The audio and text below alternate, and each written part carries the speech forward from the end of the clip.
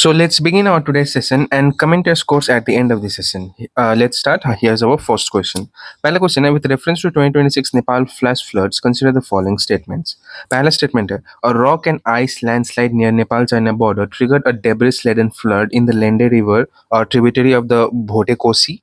Second statement, the Bhote Kosi River flows into Nepal's Trisuli River, which eventually enters India as Gandak River. And third statement, a preliminary assessment found the disaster was caused solely by an intense monsoon depression with no role of any landslide or avalanche. यहाँ पे हमें बताना है कितने statements correct है. सो answer क्या हो जाएगा? Pause, think rationally, do not rush to just answer the question for the sake of just answering the question, right? Think and then answer the question. So इसका आंसर हो जाएगा option D, that is just first and second statement हमारा सही है, third statement हमारे यहाँ पे गलत हो जाता है. रिसेंटली अभी लैंडस्लाइड जो आया था नेपाल में, right, flash floods, that was a disasters. बहुत ज़्यादा कैजुअलिटी हुआ है इसमें. More than 160 plus peoples are fear dead and many are missing, right? So it was a mishap और रियली सैड ट्रेजेडी. सो ये बेसिकली क्यों ट्रिगर हुआ? क्योंकि नेपाल तिब्बत बॉर्डर पे एक अर्थक्वेक के कारण जो वहाँ का ग्लेशियर है वो ट्रिगर हुआ, वो ग्लेशियर टूट गया, राइट? एंड उसके कारण से जितने भी डेब्रिस, मड फ्लो वगैरह है वो all of a sudden they just came into the river, है ना? और ये बेसिकली कौन से रिवर से हो रहा है? तो ये लेंडे रिवर में सारे डेब्रिस आ गए अचानक से, फ्लैश फ्लड, एंड जो रिवर वहाँ पे डेब्रिस मड वगैरह अचानक से आने के कारण ये पूरा फ्लैश फ्लड और एकदम तबाही मचा दिया वहाँ पे. ओके, और ये मानसून के कारण नहीं हुआ, ये एवलॉन्च ड्यू टू अर्थक्वेक के कारण एवलॉन्च आया, एंड वो एवलॉन्च के कारण फिर ये फ्लैश फ्लड्स हुए थे. Okay, so remember the points, monsoon के कारण नहीं हुआ है, राइट? अर्थक्वेक के कारण एवलॉन्च आया, एंड बिकॉज ऑफ दैट ये इमीडिएट कॉज हुआ. Okay, so now moving on to the next one. Association at the Meghalaya Assembly passed a resolution opposing uranium mining and ore processing in the state. And the reason क्या दिया गया है? Under the sixth schedule, all minerals beneath private and community land in Meghalaya vest exclusively with the union government. इसका answer क्या हो जाएगा? So the answer for this question will be option C, that is हमारा association सही है but reason गलत है. Association इसलिए सही है क्योंकि अभी रिसेंटली मेघालय असेंबली ने एक रेजोल्यूशन पास किया है कि जो स्टेट में यूरेनियम माइनिंग, यूरेनियम एंड उसका और प्रोसेसिंग करा जाएगा, उसको अपोज करा जा रहा है. ओके, बट रीजन दिया हुआ जो है ये गलत है, क्योंकि यहाँ पे क्या है, सिक्स शेड्यूल में कितने स्टेट्स आते हैं? तो सिक्स शेड्यूल में टोटल 4 स्टेट्स आते हैं, है ना? और उसी स्केड्यूल में सुप्रीम कोर्ट का एक जजमेंट है 2019 का, ये है state of Meghalaya versus all Dimasa student union. इसमें क्या बोला गया था? इसमें ये रिकॉग्नाइज करा गया था कि जितने भी प्राइवेटली या कम्युनिटी ओनरशिप ऑफ लैंड है, ठीक है, प्राइवेट या कम्युनिटी ओनरशिप जो लैंड है उसके नीचे जितने भी मिनरल्स पाए जाएंगे वो उन्हीं का होगा, राइट? जो ओन करता है उस लैंड को, the minerals will belong to them itself, ना कि union government. Okay, and so remember ये पॉइंट इंपॉर्टेंट एग्जाम पर्सपेक्टिव से, और आप लोग कंफ्यूज भी कर सकते हैं, ठीक है?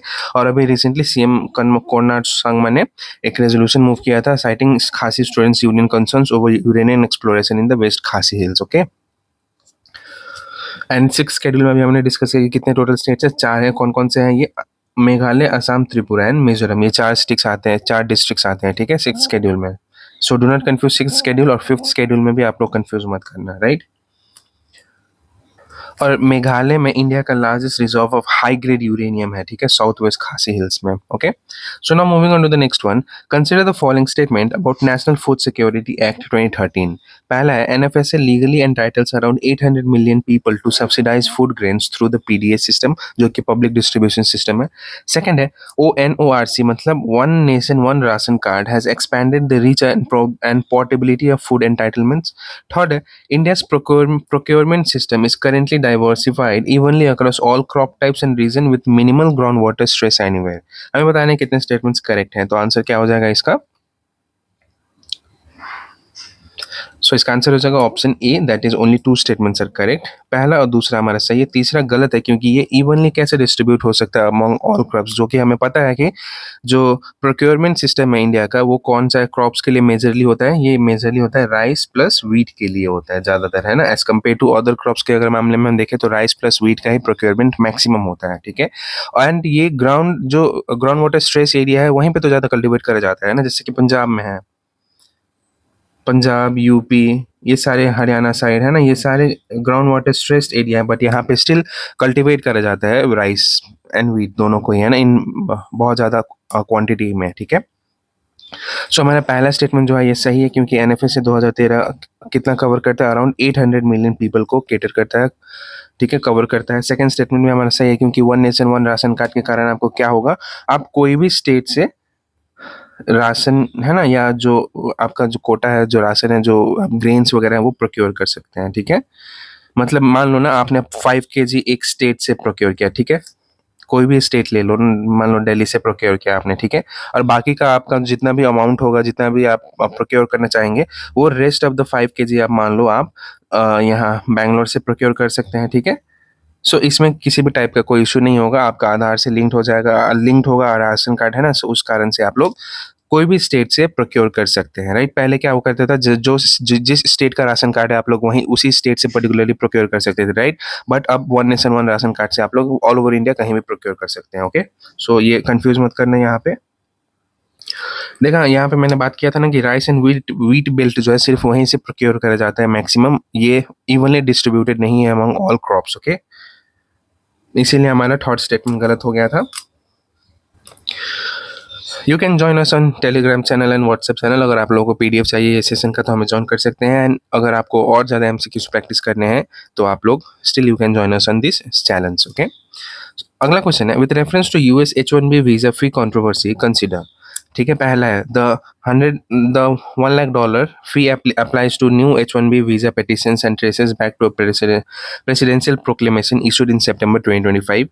Second है, the H1B category is meant for foreign workers in specialty occupation which typically requires at least bachelor's degree, है ना। करेक्ट स्टेटमेंट्स बताने हैं, दोनों में से कितने स्टेटमेंट हमारा करेक्ट हो जाएगा। सो इसका आंसर हो जाएगा option D, that is both 1 and 2 are correct. यहाँ पे दोनों ही स्टेटमेंट हमारा करेक्ट है, क्योंकि अभी रिसेंटली ये Donald Trump the president of United states ने दोबारा इम्पोज करने का बात करा गया ये फी को, है ना, H1B वीजा के ऊपर $1 lakh, जिसको वहाँ पे $100,000 बोला जाता है, ठीक है। और नया लीगल रूट भी डिस्कस करा जा रहा है कि कैसे इसको लागू करा जा सकता है ना। सेकंड भी करेक्ट है, क्योंकि ये स्पेशलिटी ऑक्यूपेशन को ही बस दिया जाता है, जो टेक में है, साइंटिस्ट है ना, रिसर्चर्स, ये इन सारे ही जो फील्ड है उनको उनके दिया जाता है, ठीक है। स्पेशलिटी ऑक्यूपेशंस जो है सिर्फ उन्हीं को H1B वीज़ा दिया जाता है। और ये वीज़ा का एक इम्पॉर्टेंट ये है कि यहाँ पे 90% जो, not 90%, India was the largest recipient of H1B visa historically, ठीक है। लार्जेस्ट कह सकते हैं बट नॉट 90%, ठीक है। India was the largest recipient of H1B visa, right. And इसीलिए ट्रम्प जो है वहाँ पे make America great again, America for American कारण, है ना, he is just trying to implement this rules, ताकि जो वहाँ के जॉब्स है, मैक्सिमम जॉब्स है, वो यूएस के सिटीजन्स को ही मिले, ओके। चलिए फिर अगला क्वेश्चन डिस्कस करते हैं। With reference to 16th finance commission and disaster management funding consider, पहला हमारा स्टेटमेंट है, heat waves and lightning were added to India's list of notified natural calamities in August 2026, taking the total to 14।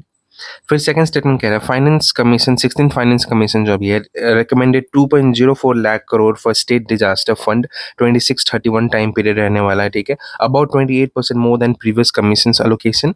And तीसरा statement हमारा कह रहा है, under the new notification state can still use only 10% of the annual SDRF allocation for heat wave relief same as before, ठीक है। Correct statement बताना हमें यहाँ पे क्या करेक्ट हो जाएगा। सो इसका आंसर हो जाएगा option A, that is only 2 statements are correct. पहला स्टेटमेंट हमारा और दूसरा स्टेटमेंट सही है, तीसरा स्टेटमेंट हमारा यहाँ पे गलत है। अब देखते हैं क्यों गलत है यहाँ पे हमारा। तो रिसेंटली अभी 16 फाइनेंस कमीशन जो है उसने क्या किया है, हीट वेव एंड लाइटनिंग को नोटिफाइड नेचुरल कैलेमिटीज में ऐड कर दिया, ठीक है। और उस कारण से जो नोटिफाइड जो नेचुरल कैलेमिटीज है अब हमारे इंडिया में टोटल कितने हो गए हैं, टोटल 14 है, ठीक है। अब ये 14 कौन कौन सा है, सो ये हो जाएगा, पहला है साइक्लोन, ड्रॉट, साइक्लोन है, फिर ड्रॉट है, फिर अर्थक्वेक है, ठीक है। अर्थक्वेक के बाद फिर फ्लड आ जाता है हमारा, फ्लड के बाद है फिर tsunami, avalanche, cloud burst, landslide, ठीक है, हेल स्टॉर्म है ना, फिर आ जाता है हमारा fire, Frost and cold wave, ये दोनों एक ही है, ठीक है, कंफ्यूज मत करना यहाँ पे। फिर पेस्ट अटैक भी आता है, राइट। बहुत सारे देखते हैं कि हम क्रॉप में पेस्ट अटैक हो गया जिस कारण से फार्मर्स को बहुत ज़्यादा हैवी लॉसेस भी देखना पड़ा है, राइट। सो वो वाला पेस्ट अटैक है यहाँ पे। हीट वेव एंड लाइटनिंग, ये जो अभी रिसेंट ऐड किया है, ठीक है। तो ये टोटल 14 है नेचुरल कैलेमिटीज जो अभी रिसेंटली दो ऐड करने के बाद हुए, 14 टोटल नंबर्स। सो ये याद कर लेना, क्योंकि यहाँ पे भी आपको कंफ्यूज करा जा सकता है एग्जाम में, नाम दे के भी कंफ्यूज करा जा सकता है, या फिर टोटल नंबर के साथ भी कंफ्यूज करा जा सकता है, ठीक है। सो टोटल नंबर अभी कितना हो गया है, ये हो गया है 14, do not forget the number, है ना। और अभी recently finance commission 16 finance commission ने 2.04 लाख करोड़ जो है वो भी रेकमेंड किया है फॉर द टाइम पीरियड कितना, 26 से 31, ओके। ये टाइम पीरियड भी इंपॉर्टेंट है ना। एंड थर्ड स्टेटमेंट इसीलिए गलत है क्योंकि 10% का सीलिंग जो था पहले का वो उसको हटा दिया गया है, ठीक है। सो कंफ्यूज मत करना, यहाँ पे भी 10% का सीलिंग जो पहले हुआ करता था अब उसको रिमूव कर दिया गया है, ओके। और एक चीज और है यहाँ पे, एसडीआरएफ एंड एसडीएमएफ में कंफ्यूज मत करने। एसडीआरएफ जो है वो क्या होता है, वो रिस्पॉन्स एंड रिलीफ के लिए है, बट एसडीएमएफ क्या है, मिटिगेशन फंड है ना। वो है, ये मिटिगेशन या रिस्क रिडक्शन के लिए यूज करा जाता है, ठीक है। ये दोनों के बीच का डिस्टिंक्शन याद रख लेना। अब अगला क्वेश्चन है हमारा, सो ये एसोसिएशन रीजन का क्वेश्चन है। एसोसिएशन दिया गया है, India rejected the UN committee on elimination of racial discrimination CERD recent report. Second है रीजन है, India highlighted its constitutional safeguards, robust legal framework and sustained efforts protected against disadvantage communities in its response. So what would be the answer for this question?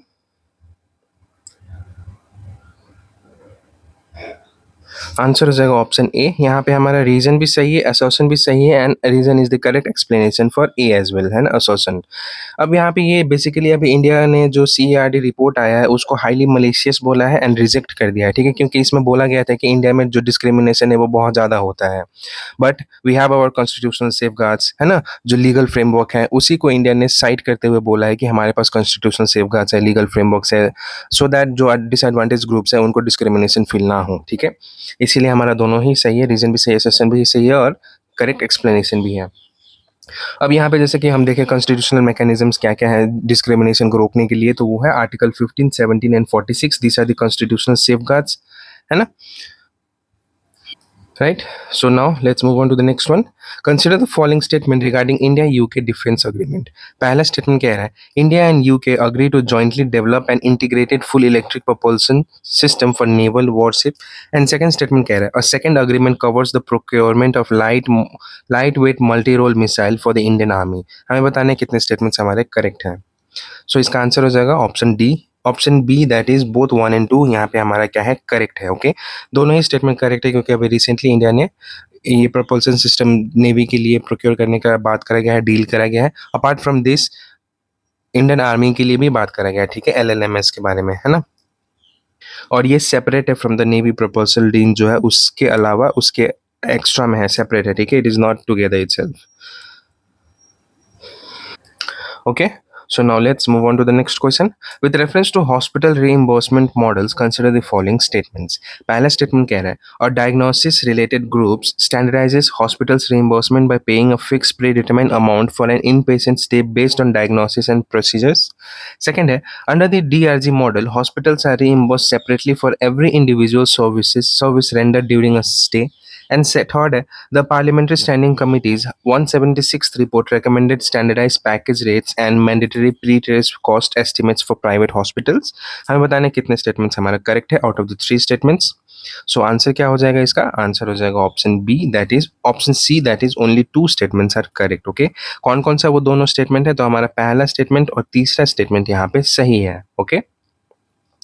पहला statement बिल्कुल भी सही है क्योंकि fix payment मिलता है ना, पर डायग्नोसिस पर कैटेगरी के हिसाब से दिया जाता है पेमेंट। सेकंड स्टेटमेंट इसीलिए गलत है क्योंकि यहाँ पे क्या बोला गया है, पर इंडिविजुअल रीइंबर्स करा जाता है, ठीक है, तो ये पर इंडिविजुअल नहीं, बंडल के हिसाब से करा जाता है, ठीक है, बंडल या फिर आप पैकेज के हिसाब से भी कह सकते हैं कि जो रीइंबर्समेंट होता है वो पर इंडिविजुअल नहीं होता है, it is done on the base of bundle और पैकेज ऑफ स्टे या जितने भी पेशेंट या डायग्नोसिस होता है उसके हिसाब से करा जाता है, ओके। इसीलिए हमारा दूसरा स्टेटमेंट गलत हो जाते हैं यहाँ पे। तीसरा स्टेटमेंट बिल्कुल भी सही है क्योंकि अभी रिसेंटली 176th जो रिपोर्ट आया गया था वहाँ पे ये सारे रिकमेंडेशंस मेंशन करे गए हैं, okay. Okay, so now moving on to the next question. Consider the following statement regarding India's FDI data April June 2026 का जो डेटा है उसको कंपेयर हम कर रहे हैं, ठीक है। पहला है India's gross FDI stood at $30.7 billion in April June 2026, the highest quarterly level in the last 15 years. Second है Singapore, the Netherlands, the US and Canada together accounted for around 74% of India's gross FDI inflows in June 2026. Correct statement बताना है हमें, दोनों में से कितना statement हमारा सही हो जाएगा। सो इसका आंसर हो जाएगा option A, that is both 1 and 2 यहाँ पे हमारा सही है। ओके, अब ये कंफ्यूज मत करना कि इन ये क्या बोला यहाँ पे, the highest quarterly level in the last 15 years, तो ऐसा कंफ्यूज कर सकते हैं ना जनरली हम कि यार ऐसे तो पॉसिबल नहीं होगा कि 15 साल में एकदम अभी ही एकदम हाईएस्ट आया है, ऐसे पहले भी तो हो सकता था, हो है ना, हुआ होगा मे बी कभी ना कभी, यहाँ पे कंफ्यूज करा जा रहा है। ठीक है, तो डू नॉट थिंक, अगर आपको डेटा फैक्चुअल डेटा याद नहीं है then do not take any risk जहाँ पे फैक्चुअल डेटा के बारे में बात करा जा रहा है। ठीक है, अगर वो फैक्चुअल डेटा कुछ मतलब है वो गंदा सा दिया हुआ है, ठीक है, वो रिलेट ही नहीं हो रहा है उस स्टेटमेंट से, तो वहाँ पे आप एलिमिनेशन का यूज़ कर सकते हैं, but not in every case. Okay, so India का अभी रिसेंटली जो एफडीआई आया अप्रैल जून 2026 में, it was around $30.7 billion, the highest quarterly level in the last 15 years. ठीक है, ये करेक्ट है। एंड अराउंड 74% ऑफ इंडिया का जो आया है वो कहाँ से आया है, वो इन्हीं 4 कंट्री से आया है। कौन कौन से है वो, Singapore, Netherlands, US and Canada. Okay, और कौन से सेक्टर को सबसे ज़्यादा एफडीआई इनफ्लो मिला है, तो it is the manufacturing sector which receive the highest share of FDI inflow in the quarter. ठीक है, मैन्युफैक्चरिंग याद रखना कि मैन्युफैक्चरिंग को ही सबसे ज़्यादा ये मिला है। ठीक है, एफडीआई इनफ्लो। सो नाउ हमारा अगला क्वेश्चन है एसोसिएशन एंड रीजन से रिलेटेड है। NPCIL is setting up a new vertical to help public and private entities access pressurised heavy water technology, and reason दिया गया है कि PHWRs use heavy water as both moderator and coolant and can cooperate using natural unreached uranium as a fuel। ठीक है, सो इसका correct answer क्या हो जाएगा, सो इसका आंसर हो जाएगा option B, that is both A and R are true but R is not the correct explanation. अब कैसे करेक्ट एक्सप्लेनेशन नहीं है, क्योंकि यहाँ पे क्या बोला जा रहा है कि help public and private entities को pressurize water reactor access technology को एक्सेस करने दिया जाएगा बोला जा रहा है, राइट। बट रीजन होना चाहिए था कि उसको क्यों करने दिया जा रहा है या किस लिए करने दिया जा रहा है, उसको एक्सप्लेन करना चाहिए था ना। बट यहाँ पे प्रेशराइज्ड वाटर का यहाँ पे बताया जा रहा है कि इसमें क्या यूज होता है, ठीक है, ना कि एक्सप्लेन कर रहा है क्यों, द क्वेश्चन क्यों को, राइट। इसीलिए दोनों स्टेटमेंट इंडिविजुअली सही है बट रीजन जो दिया गया है वो करेक्ट एक्सप्लेनेशन नहीं है। Okay, and assertion and reason में ऐसा बहुत ज़्यादा केसेस होता है कि दोनों स्टेटमेंट इंडिविजुअली सही हो but it is not always the case कि रीजन जो है वो करेक्ट एक्सप्लेनेशन होता है हमेशा। ओके, सो अभी रिसेंटली वर्टिकल सेटअप करा जा रहा है ताकि technology support, transfer, equipment supply and quality assurance दिया जा सके इंटरेस्टेड पब्लिक के प्राइवेट प्लेयर्स को, है ना। और एंड यहाँ पे जो हमारा heavy water heavy pressurised heavy water reactor जो हम यूज़ करते हैं हमारे न्यूक्लियर रिएक्टर्स में, इसमें स्पेसिफिकली हम क्या यूज़ कर सकते हैं, अनरीच्ड नेचुरल यूरेनियम कर सकते हैं। ठीक है, अगर कंपेयर करा जाए बाहर फॉरेन के जो रिएक्टर्स होते हैं तो उनमें हम क्या यूज़ करते हैं, लाइट वेट रिएक्टर्स जो होता है बाहर फॉरेन वाला, है ना, उसमें एनरिच्ड यूरेनियम यूज़ करा जाता है। ठीक है, सो ये भी डिस्टिंक्शन याद रखना कि हमारे यहाँ जो प्रेशराइज्ड हैवी वाटर रिएक्टर हम यूज़ करते हैं उसमें हम नेचुरल या अनरिच्ड यूरेनियम यूज़ कर सकते हैं, बट जो बाहर फॉरेन या इंपोर्ट करते हैं हम रिएक्टर्स जैसे कि लाइट वाटर रिएक्टर्स, इसमें एनरिच्ड यूरेनियम का यूज़ होगा। Okay, so now let's move on to the next one. Consider the following statement regarding India's urban wetlands or lakes. पहला statement कह रहा है urban lakes act as a urban climate buffer and sponge system and wetlands store a disproportionately large share of carbon per unit area compared to terrestrial forests.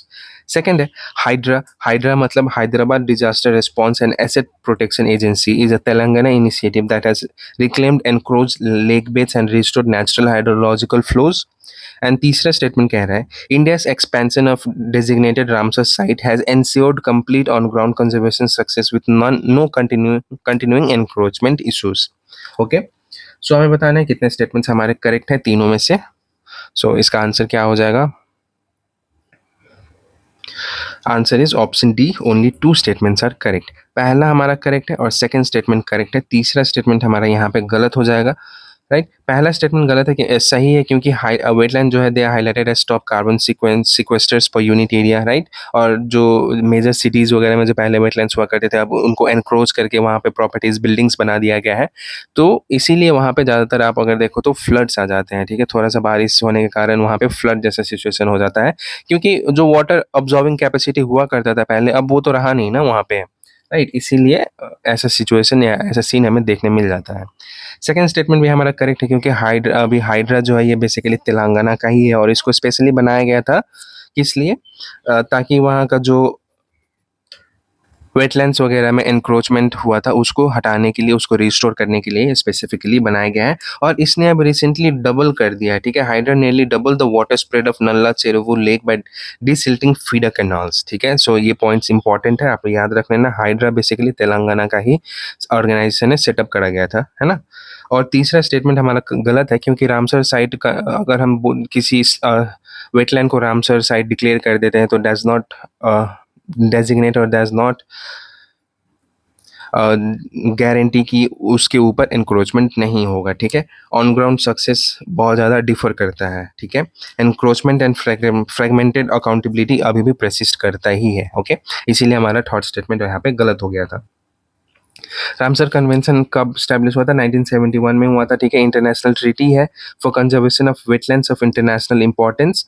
और India में अभी total कितने Ramsar sites हैं? आप लोग मुझे ये comment करके बताओ कि इंडिया में टोटल आज के डेट में अभी रामसर साइट्स कितने हैं, ओके। सो नाउ और yeah. So now moving on to the next one. Consider the following statement regarding India Saudi Arabia nuclear deal. यहाँ पे ये गलत है, ठीक है। यहाँ पे इंडिया नहीं होगा, यहाँ पे US Saudi Arabia nuclear agreement होगा, ठीक है। पहला स्टेटमेंट कह रहा है, President Trump submitted to Congress for a review a civil nuclear cooperation agreement with Saudi Arabia to bolster its civil nuclear program. Second, under US law, Congress has 90 days while in session to review such agreement submitted under the Atomic Energy Act. And तीसरा statement कह रहा है, the agreement will proceed regardless of whether Saudi Arabia normalizes relation with Israel. हमें बताना है कितने statement यहाँ पे हमारा करेक्ट है तीनों में से। So the correct answer will be option D, that is only 2 statements are correct है। पहला स्टेटमेंट हमारा करेक्ट है, दूसरा भी करेक्ट है, और तीसरा गलत हो जाता है, क्योंकि यहाँ पे मेंशन करा गया है कि सऊदी अरेबिया अगर इसराइल के साथ रिलेशन नॉर्मलाइज करेगा, ठीक है, करेगा, तभी जाके ये डील साइन हो पाएगा, नहीं तो नहीं होगा, ओके। सो पहला स्टेटमेंट एंड दूसरा स्टेटमेंट हमारा बिल्कुल भी सही है फैक्चुअली, और कांग्रेस के पास 90 डेज का टाइम होता है under the atomic energy act, ताकि वो जो रिपोर्ट है, डॉक्यूमेंट है, उसको रिव्यू कर सके, ओके। और तीसरा स्टेटमेंट हमारा गलत है, क्योंकि यूएस का ऑफिशियल ने एक्सप्लिसिटली ऐसा बोला है कि deal won't move forward if Saudi Arabia doesn't normalize relation with Israel, okay. So तीसरा स्टेटमेंट हमारा इसीलिए गलत हो गया था। और यहाँ पे इंपॉर्टेंट जो है पॉइंट्स है, जैसे कि एटॉमिक एनर्जी एक्ट जो यूएस का है, it govern civil nuclear cooperation agreements. इसमें 123 अग्रीमेंट्स का बात करा जाता है, ठीक है। सेक्शन 123 भी बोला जाता है इसको। एंड सिमिलरली इंडिया का जो 2008 का न्यूक्लियर डील साइन हुआ था वो भी इसी से रिलेटेड था, 123 agreements, okay. So now moving on to the next question. ये हमारा स्टेटमेंट बेस्ड क्वेश्चन है। पहला स्टेटमेंट कह रहा है, India face disruptions in the availability of new domestic LPG connections amid the West Asia crisis. Second statement है, before the conflict India imported around 60% of LPG requirements with about 90% of those imports coming through Strait of Hormuz. And third statement है, disruption of Strait of Hormuz therefore directly affected India's LPG supply chain. हमें बताना है कि क्या statement 2 और 3 correct है, and whether it correctly explains statement 1 और not, okay. सो क्या हो जाएगा इसका answer? The answer will be option A, that is यहाँ पे हमारे second statement and third statement बिल्कुल भी करेक्ट है, and it correctly explaining this statement 1 also, है ना। अभी रिसेंटली जैसे देखा था हमने लास्ट 6 महीने पहले कि जब यूएस ने ईरान के ऊपर अटैक कर दिया था, तो स्ट्रेट ऑफ हॉर्मुज के क्लोजर के कारण हमारा जो एलपीजी सप्लाई था वो कितना ज़्यादा डिस्टर्ब हो गया था, राइट। बहुत सारे ईटरीज जो है, रेस्टोरेंट्स वगैरह, वो बंद हो गए थे, या फूड सप्लाई बंद कर दिया था, कम कर दिया था उन्होंने ड्यू टू एलपीजी सप्लाई कम हो जाने के कारण, या फिर जो कमर्शियल एलपीजी मिलता है उसको बैन कर दिया गया था, है ना, कुछ टाइम के लिए। सो उस कारण से बहुत ज़्यादा प्रॉब्लम या इश्यूज फेस हुआ था, इंडिया को करना पड़ा था ड्यूरिंग दैट पीरियड, ओके। इसीलिए ये हमारे यहाँ पे टोटली सही है सारा। अब एक चीज़ यहाँ पे कंफ्यूज मत करना कि अगर जैसे कि कोई भी चोक पॉइंट है, ठीक है, तो वहाँ से हम डायरेक्टली जो है नेचुरल गैस या नेचुरल फॉसिल फ्यूल्स वगैरह हम सप्लाई नहीं कर रहे हैं, ठीक है, वो उस कारण से भी हम डिस्टर्ब हो सकते हैं, क्योंकि वो एक सप्लाई रूट पे फॉल करता है, ठीक है, ट्रांजिट रूट पे फॉल करता है ना, तो उस कारण से भी डिस्ट्रप्शंस हो सकता है। तो हमेशा ऐसा मत ट्रीट करना है कि choke point as a source of oil और गैस, ऐसा कंफ्यूज मत करना है या फिर ट्रीट मत करना उसको। ये एक स्ट्रेटेजिक ट्रेड रूट भी हो सकता है, ठीक है, और वो ट्रेड रूट डिस्ट्रप्शन के कारण भी डिस्ट्रप्शन हो सकता है किसी कंट्री में, राइट। अब अगला क्वेश्चन हम देखते हैं। Consider the following statements. पहला है the propose border security architecture would integrate AI sensors and surveillance system. Second statement कह रहा है India's border management strategy involves border guarding forces, local population, state police and technological solutions. Third है the propose system is intended to eliminate the need for physical presence along all land borders. Correct statement बताना है हमें, क्या हो जाएगा correct statement. सो इसका answer हो जाएगा option B, that is first and second statement हमारा सही है, तीसरा स्टेटमेंट गलत है, ठीक है। तीसरा स्टेटमेंट इसलिए गलत है क्योंकि हम टेक्नोलॉजी को अगर इंटीग्रेट भी कर लेंगे, है ना, तब भी फिजिकल असिस्टेंस या फिजिकल प्रेजेंस तो हमें जरूरत ही, है ना, क्योंकि हर जगह तो टेक्नोलॉजी का यूज नहीं करा जा सकता है, राइट। जहाँ पे पॉसिबल नहीं है वहाँ पे तो टेक्नोलॉजी यूज नहीं कर सकते हैं, तो वहाँ पे फिजिकल असिस्टेंस या फिजिकल प्रेजेंस तो नेसेसरी है ही, right. So how we can remove it totally from all land borders, है ना। ये एक एक्सट्रीम वर्ड या एक्सट्रीम सेंटेंस बोला गया है यहाँ पे, इसीलिए हमारा थर्ड स्टेटमेंट जो है ये गलत हो जाता है। और रिसेंटली अभी ऐसा प्रपोज आर्किटेक्चर करा गया जहाँ पे एआई इंटीग्रेट करा जाएगा, sensor, surveillance system and command and control setup centre जो है ये सेटअप करा जाएगा। दूसरा भी सही है क्योंकि यहाँ पे 4 pronged स्ट्रेटेजी है, किस किस को कंबाइन करता है, ये कंबाइन करता है सिक्योरिटी फोर्सेस को, लोकल पॉपुलेशन को, स्टेट पुलिस एंड टेक्नोलॉजी को कंबाइन करता है, ठीक है।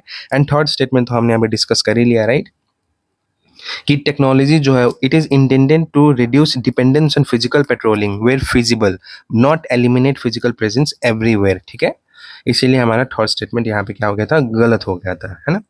अब अगला क्वेश्चन डिस्कस करते हैं, ये हमारा सेशन का लास्ट क्वेश्चन होने वाला है, क्वेश्चन नंबर 15। सो पे अटेंशन।